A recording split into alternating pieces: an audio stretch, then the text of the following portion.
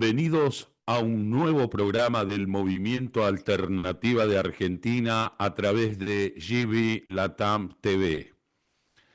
Estamos en el principio de una semana complicada para los argentinos, donde el Senado pretende aprobar una ley que tiene un nombre que no llega a la profundidad de lo que esa ley implica. Por eso vamos a hablar de este tema, gracias a la gentileza de nuestra colega Cristina Colino, representante del Movimiento Alternativa de Argentina en Paraná, Entre Ríos. Vamos a hablar con nuestro invitado, Enzo Culazo Orué, abogado de Paraná, Entre Ríos, especialista en Derecho Ambiental, integrante de la Asociación Argentina de Abogados Ambientalistas y el colectivo de acción por la justicia ecosocial. Bienvenido, Enzo, un gusto tenerte acá, gracias por tu tiempo. Quisiera que nos cuentes un poquito con toda esta movida que se viene, cómo se está llevando adelante acciones y qué expectativa hay en Paraná. Muchas gracias por la invitación.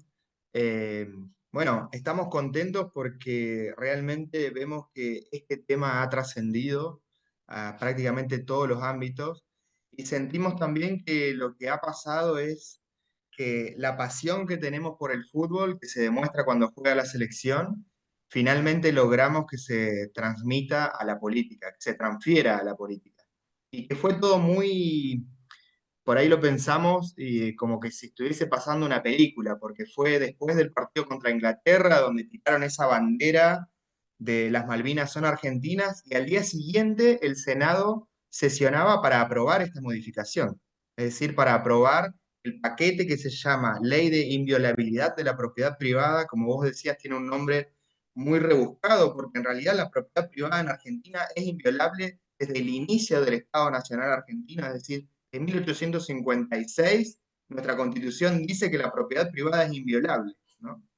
Entonces, el Senado le quedó muy grande después del día del partido contra Inglaterra con las Malvinas ahí puestas en todas las pantallas del mundo, aprobar esto que por un lado defendían las Malvinas, pero por el otro lado entregaban el territorio argentino.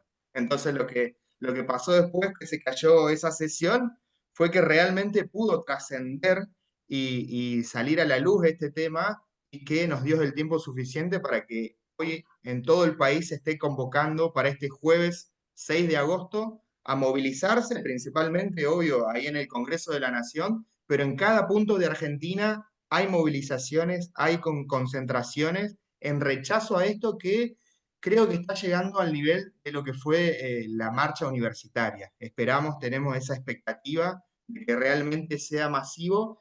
Y bueno, para explicar, esta reforma lo que trae es un paquete donde dentro de eso está la ley de tierras rurales, que lo que hace es establecer hasta el día de hoy un límite al porcentaje que los extranjeros pueden tener de tierras en Argentina. Y también limita la posición de la tierra en zonas de frontera, en zonas donde haya reservas de agua, nacientes de río, y en la zona núcleo productiva argentina hasta las 1000 hectáreas. Recordemos que la ley actual plantea un tope del 15% dentro de cada provincia, dentro de cada municipio y dentro de cada departamento, ¿no?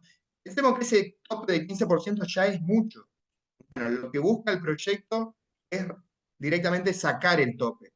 Ahora se está hablando de que el oficialismo estaría negociando de que no sea sin tope, sino que del 15 al 25% llevarla.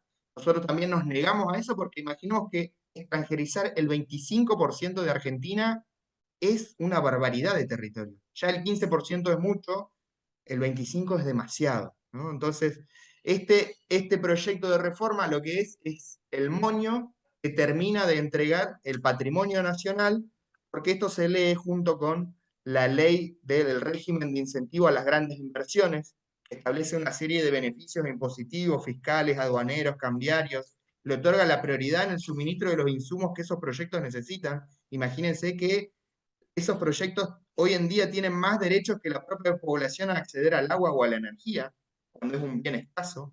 Y también se tiene que leer junto con la modificación de la ley de glaciares y con el proyecto que ahora también se está debatiendo, que es el super RIGI.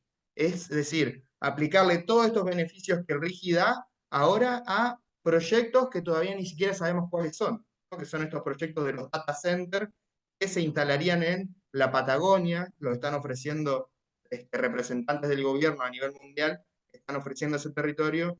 Así que, bueno, en Paraná vamos a estar concentrándonos en la peatonal San Martín, que vamos a movilizarnos a las 3 de la tarde para llegar a las 4 de la tarde aproximadamente a la Casa de Gobierno y ahí hacer una vigilia hasta que este proyecto de ley se caiga.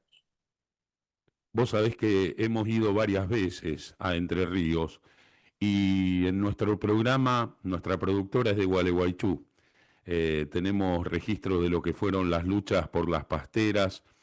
Y decíamos en el programa, ¿no? Entre Ríos es una de las provincias más castigadas por las contaminaciones, por el maltrato al ambiente, pero también es una de las provincias con mayor cantidad de movimientos ambientalistas, con jóvenes, hemos visto a muchísimos jóvenes, con una conciencia que realmente es a imitar y por eso quiero que de alguna forma se lo podamos transferir a la gente, porque estamos viviendo momentos donde no solamente está en juego la soberanía, sino que permanentemente la vida, ¿no? Con la lucha contra la agromuerte, la contaminación de los ríos, la entrega del Paraná, encima con una pretensión de un calado a 44 pies, y el riesgo en los humedales. Justamente te quiero consultar, porque esos reservorios de vida que muchas veces son subestimados, hoy están en riesgo justamente por esos calados y por el maltrato que le está dando el hombre a la naturaleza.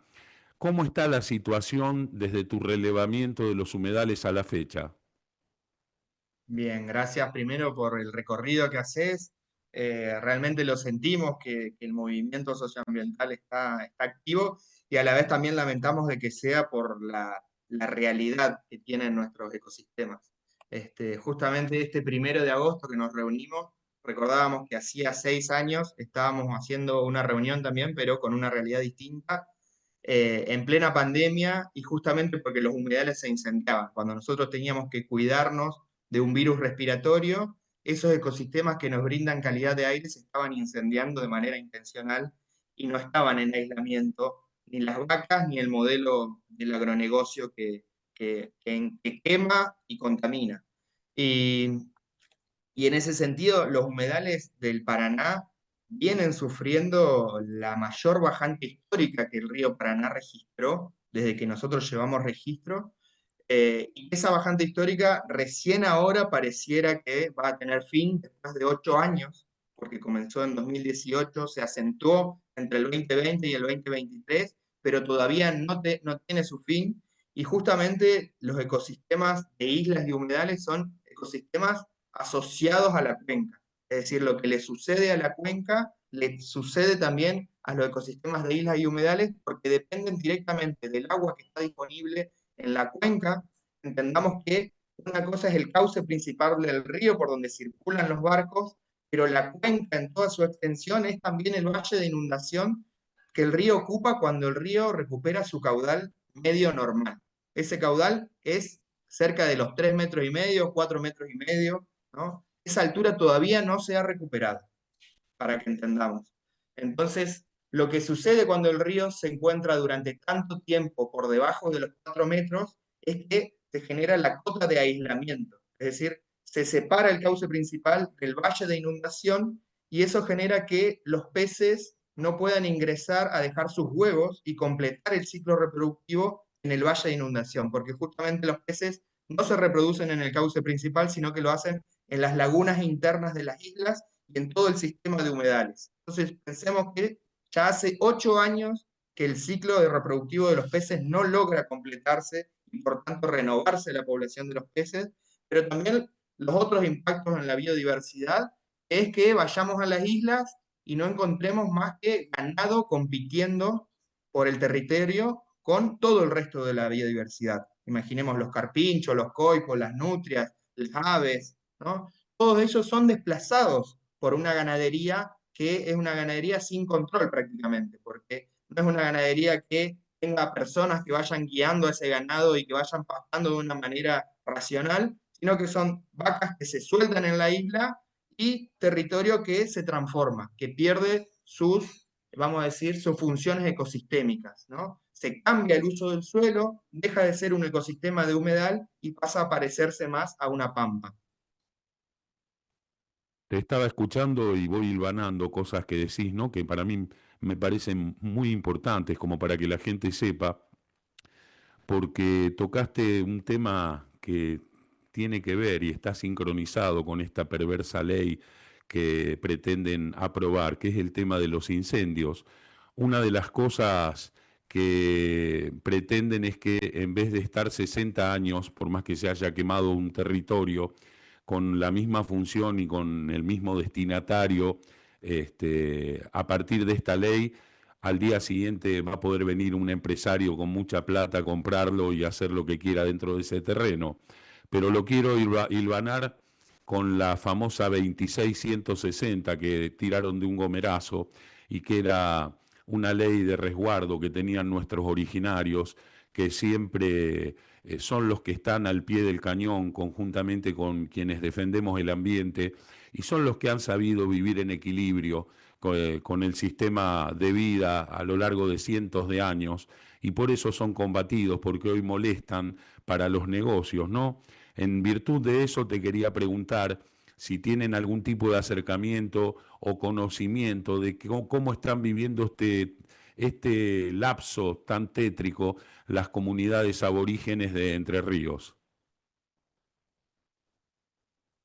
Estaban en una situación difícil, nunca lograron realmente que se cumpla la entrega de las tierras aptas y suficientes y el reconocimiento de sus culturas preexistentes. Entonces, reconociendo que ya venían mal, ahora están aún peor, ¿no?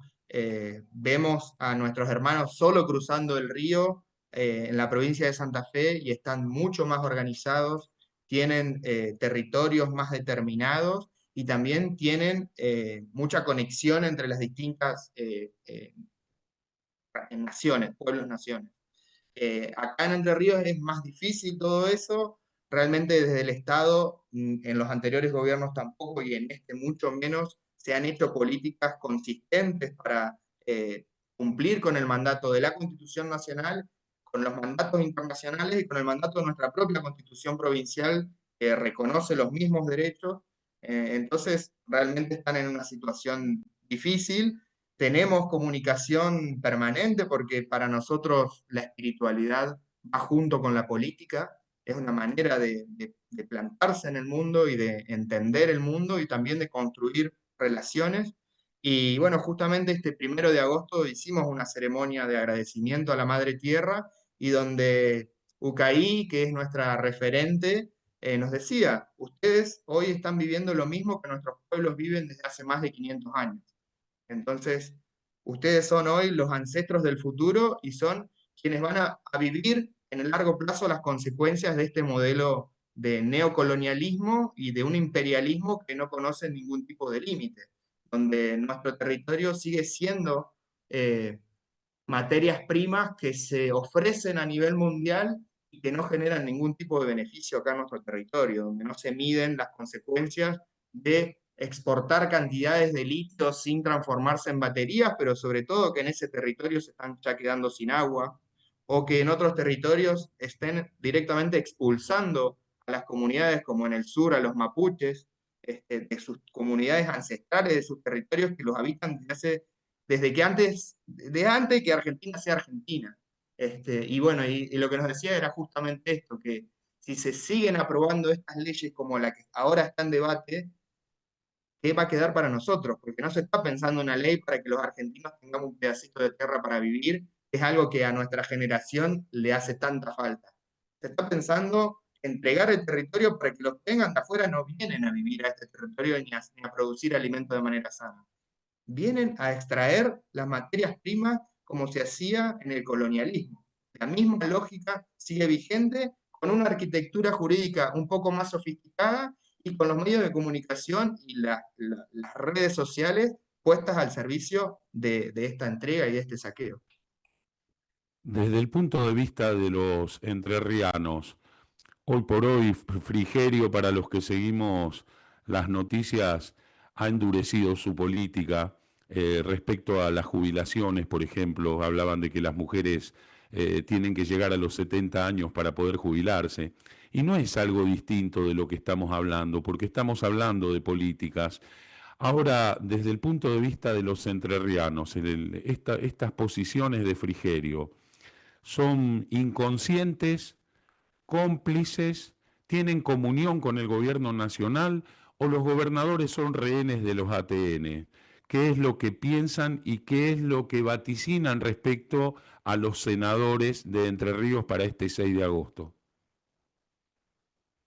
Bueno, decir que eh, realmente es un gobernador que viene de Buenos Aires, que ha tenido muy poco arraigo en la provincia, que el arraigo que tiene lo tiene porque tiene sus negocios, sobre todo en la parte sur, en Ibicuí y esa zona, y que gran parte de sus funcionarios vienen desde Buenos Aires, y la lógica que se aplica también es una lógica empresarial. De hecho, los organismos públicos que tienen autarquía han modificado su política interna para parecerse más a una empresa que a un organismo público. Entonces, bueno, sin duda que está alineado al gobierno nacional y que cuando puede se intenta desmarcar, pero que hasta ahora le ha convenido quedarse ahí, en ese lugar, marcando que sí está a favor de ese gobierno. Lo que sí vemos es que a nivel nacional el gobierno mide cada vez peor. No sé qué hará cuando termine de las encuestas decir que nadie lo quiere al Peluca, si realmente se va a despegar o si va a seguir ahí en esa.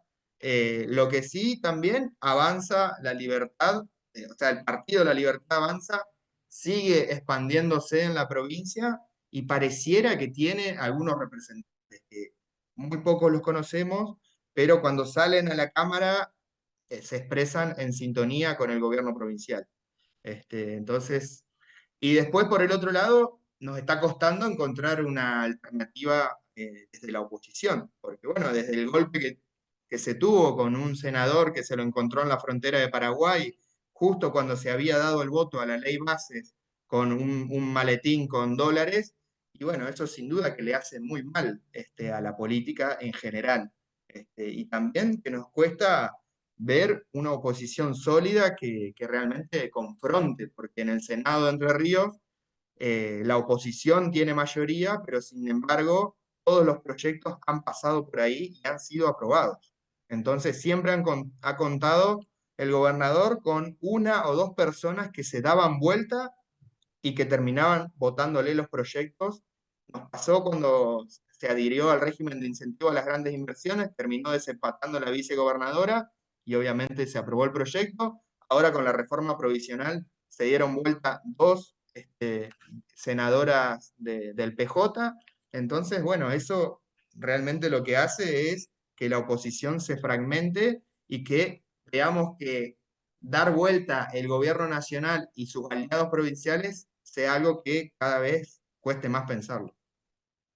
Sí, yo creo que la dirigencia política y en muchos casos la dirigencia sindical también están en deuda con el pueblo, con la gente, que tiene que haber una refundación, coincidimos con eso, pero permitime que tenga el atrevimiento de felicitarte en nombre mío, en nombre de todo el movimiento Alternativa de Argentina, porque vos también sos joven y nos gusta mucho ver el ímpetu con el que llevan adelante las cosas, la defensa a la vida, la defensa al bien común, a la justicia social, no solamente al ambiente. Y este programa lo van a ver y lo van a escuchar muchos jóvenes. Entonces, quisiera que vos cierres con un pensamiento tuyo, ¿no? ¿Qué reflexión le dejás a la gente que por ahí permanece neutral o indiferente respecto a todas estas problemáticas que creo que no comprometen únicamente la actualidad, sino fundamentalmente a todos los que vienen detrás nuestro durante muchísimos años y cada vez más difícil para revertir si se llega a consolidar? ¿Qué le dirías a los jóvenes? Y muchas gracias, Enzo. Bien, muchas gracias por el espacio y yo siempre apelo a emocionarme con el territorio en el que vivimos. Me doy siempre un tiempo para, bueno, tengo el privilegio de vivir en Paraná y de poder estar a 10 minutos de tomarme unos mates mirando ese inmenso río y todo el sistema de humedales que está ahí enfrente, pero también conociendo algunos otros lugares maravillosos de Argentina, como es la Patagonia, como son las cataratas, como es los cerros de Córdoba. Realmente tenemos un territorio hermoso, con gente hermosa y con una historia muy potente, que es necesario conocerla, y sobre todo la historia de los pueblos originarios, que sin duda nos brindan una brújula para saber que somos seres de la tierra y que lo que le hacemos a la tierra, tarde o temprano nos lo hacemos a nuestra parte más esencial, que somos parte de esa tierra y que cuando comprendamos eso, cada vez que le suceda algo al territorio, también nos va a estar sucediendo algo a nosotros, a nosotras, y por eso reaccionamos cuando se toca algún elemento del territorio, porque sentimos que nos están tocando a todos. Muchísimas gracias. Ojalá sea contagioso y que cada vez seamos más lo que defendamos a la Pacha y a los propios semejantes también, ¿por qué no decirlo? Porque somos una unidad de creación, ¿no? Te agradezco mucho y estamos a disposición toda vez que quieran informar.